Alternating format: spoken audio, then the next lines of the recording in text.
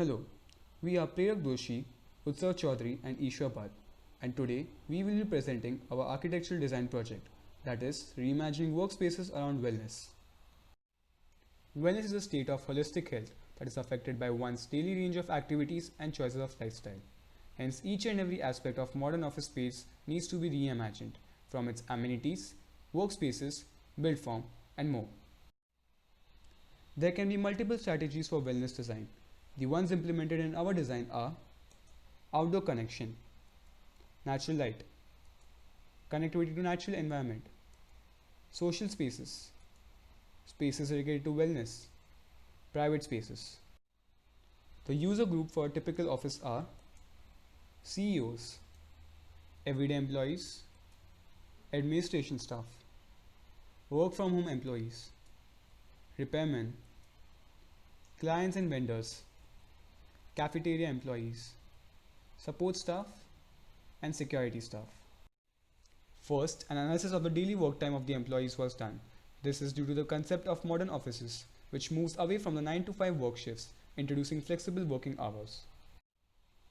The second analysis looked into the weekly work days of the employees, leading to the inferences. Workers require flexible workspaces to suit the working hours. Building amenities should provide for all their requirements, and breakout spaces are a must. Keeping the inference in mind, the design developed in the following manner. The site built up area is 43,500 square meters. Considering the physical constraints of banyan tree on site, the mass was split in two. Winds move naturally around the building rather than getting caught in the corner. The aerodynamic nature of the building causes negative air pressure and keeps the building cool. During the monsoon, major winds are from the southwest and the dominant wind flows from the northeast throughout the year. Keeping in consideration the wind patterns and spatial zoning of activities, the form was divided into 4 structures, mainly T1, T2, T3 and parking. The parking structure sets the base for the future expansion of the office complex.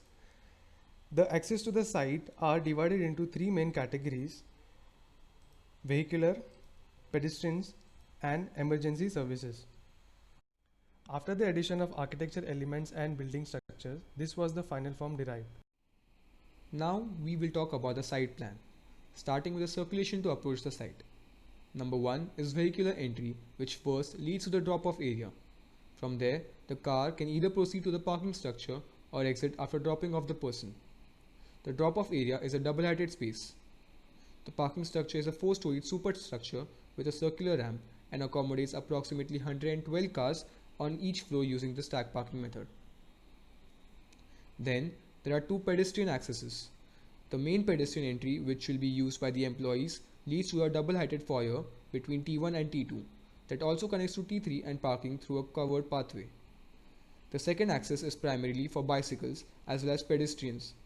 After parking their bicycles, the pedestrians walk through a green scenic route towards the entrance foyer. For a person dropped off at the drop-off area, he is first greeted at the reception and waiting lounge accompanied by a cafe, all of which are double-heighted spaces. He/she can then travel to the desired level from the service core. Same is for an employee entering through the foyer. For an employer entering through T2 through foyer, or those directed towards it, are first welcomed by a much larger waiting lounge which houses food stalls and seatings. The user passes the space to enter the core to reach the desired level. There is a provision of an indoor market for the employees who wish to buy groceries before leaving. The users access the T3 through the covered pathway or from the parking structure. It consists of a specialty restaurant and an open to sky atrium, seating as well as staff quarters. The staff quarters consist of resting spaces for the staff, and it is also connected to the loading and unloading area. The amphitheater is an open congregational area that seats 50 to 80 people and is placed between T2 and T3, flanked by a larger plinth area for extended seatings and other activities. T2 reception in the time of a larger event can be repurposed for seating and dining activities for the same.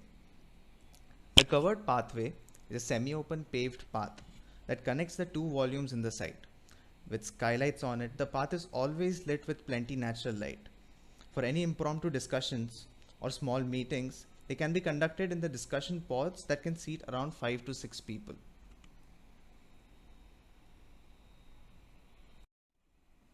These are the views of the covered pathway and the discussion pods. The detail shows the covered pathway and the discussion pods along with it. Under the pathway is the service lobby at the basement level. The plan for the basement shows how all the service cores of the 4 towers are interconnected to efficiently coordinate the services among the towers like solid waste management without interrupting the activities going on in the upper levels. The mezzanine floor in T2 and T3 act as seating spaces for the food stall, specialty restaurant, and staff quarters. For T1, the first floor is designated for public activities by providing 2 seminar halls of 50 people capacity, an auditorium seating 150 people, along with an exhibition hall and a cafeteria. In T2, the floor is divided into 2 parts, one for wellness and fitness, and the other for congregational activities, consisting of a banquet hall. The first floor of T3 consists of the estate manager's office, as well as the creche area for employees' children. Block T2 and T3 are connected on the first floor by a bridge that partially serves an outdoor play area for the creche children, as well as an outdoor breakout space for the people using these spaces. The bridge also supports cantilevering discussion pods. Shown here is the detail for the cantilevering discussion pods on the first floor bridge. For the second floor plan, co-working spaces take up both floor plates, with T2 floor plate having smaller individual workstations for hire to up to 16 people rooms, whereas in T1, 2 large office modules can be hired. On T3, incubators take up the whole floor, having spaces like a seminar hall, collaborative workspaces, multi-purpose hall, and breakout spaces. T3 also has indirect access from the parking structure on the second floor. On the third floor plan, T1 and T2 share the same layout on their floor plates as they did on the second floor. A circular staircase connects their informal areas. On T3, private workspaces are introduced for incubators, with smaller conference work areas. Also provided are faculty rooms and breakout spaces. The illustrations highlight the typical layout of a corporate office as well as shared offices. They include collaborative workspaces consisting of a conference room which has foldable partitions making the space permeable. There are also informal discussion rooms which provide space for the employees to have discussions as well as informal interaction. There are also virtual rooms that help in synchronization working with work from home staff. Then there are the private workspaces which have movable screens between the workstations. There are also secluded workspaces designated separately for management members. For the informal spaces, there is provision of balcony areas as well as a spiral staircase connecting the breakout spaces of different corporate offices. There are also quiet rooms that provide seclusion from the hectic routine and a peace of mind. Along with this, there are reading and indoor game areas to provide a break from the office tasks. The pantry and the toilet are planned adjacent to each other. They are allotted between the individual workstations and informal breakout spaces. The pantry is closer to the breakout spaces. The reception and the waiting areas are secluded from the office for post-pandemic situations. For the same reasons, their discussion rooms are also placed closest to the entrance to minimize their circulation. For fourth floor plan, in T1, the similar office layout as discussed above is being followed. For T2, the floor plate gets divided into 2 such offices, and the similar layout can be seen here as well. For T3, accelerators seem to follow the same planning just like incubators. Just in their case, they have an added library and an outside reading space. For fifth floor plan, T1 follows the same layout as fourth floor. For T2, there are offices as well as a refuge area. For T3, the accelerators have their own private workspaces along with faculty rooms. T2 and T3 are connected by a bridge. For the 6th floor plan, T1 has the same office layout. For T2, it has one office layout as well as a canteen space for the whole site with an indoor and outdoor eating space. For T3, the terrace has sleeping pods, organic planters, cloud watching areas, and other such breakout spaces. For the 7th floor plan, T2 has two office layouts. T1 has breakout spaces, performing areas, jogging, and walking pathways on its terrace.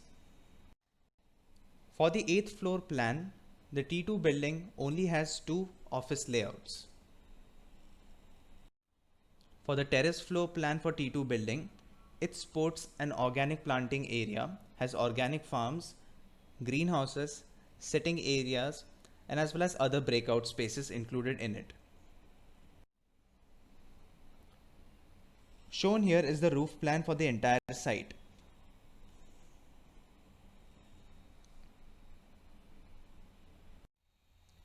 To understand how the service cores of the three towers function, we look into detail the core of T2. First aspect is vertical circulation. The staircase and the lift connect to all the floors from ground up till terrace, while the service lift runs down till the basement level for ease of all services. Vertical circulation elements of T1 and T3 cores are also displayed. The second aspect is firefighting system. The fire staircase is positioned on the outer edge of the tower for easy exit in case of emergency. The fireman's lift is positioned adjacent to the lobby and the fire duct. The third aspect is the HVAC system consisting of the HVAC duct and ventilation shaft. Air control units are located on each floor to regulate the temperature and humidity of that floor. Ventilation shaft is positioned adjacent to the staircase to provide mechanical ventilation. The fourth and the final aspect is the waste management system. Waste management rooms are provided on each floor which hold 3 chutes that transfer the solid waste from each floors to the basement level where they can be further segregated and disposed or recycled. For the ease of plumbing in toilets, cellular beams were opted as the pipes could be handled more efficiently. To understand the spaces better, we now look at the sections. Section A is cut between T2 and T3.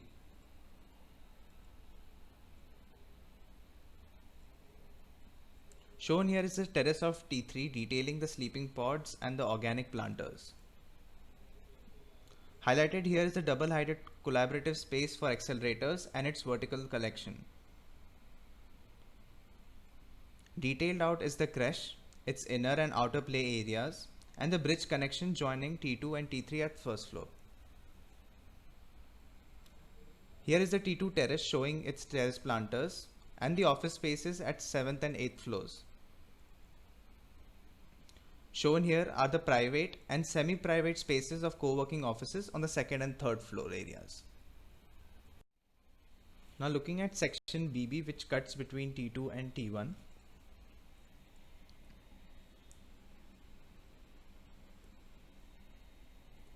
The highlighted area shows the balcony spaces in corporate floor that act as a breakout space for the employees.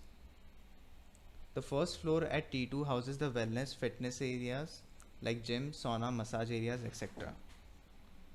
The open canteen is located on the 6th floor which serves people from all the 3 towers. This is the terrace of T1 and the bridge connecting it to T2. The auditorium and seminar halls are planned on the first floor of T1.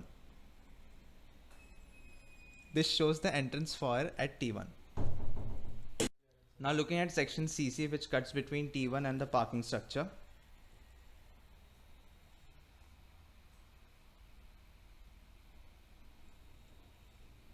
The highlighted area is the terrace of T1 showing the public gathering spaces. This is the waiting area plus food court that precedes the auditorium. Now looking at section DD, which cuts between the parking structure and T3.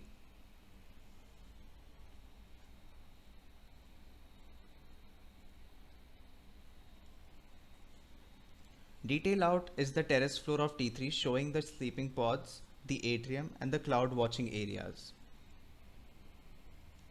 The highlighted area demarcates the staff's resting space on ground floor and the basement tunnels.